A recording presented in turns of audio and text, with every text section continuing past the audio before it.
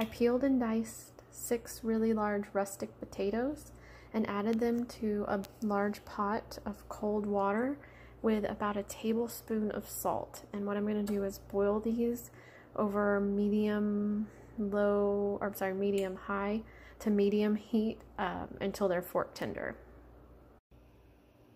The potatoes are fully cooked.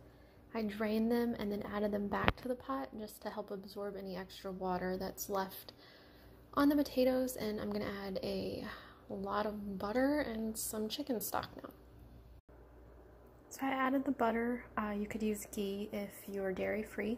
I also added a big sprinkle of our basic, which is just salt, pepper, and garlic.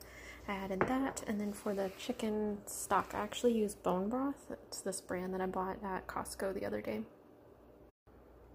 And now I'm just going to mash the potatoes using the potato masher until they are fairly smooth. I like little pieces of, I guess, chunky potatoes. I don't like it completely smooth, but if you wanted it completely smooth, you could use a mixer. Either a stand-up or a hand mixer would work.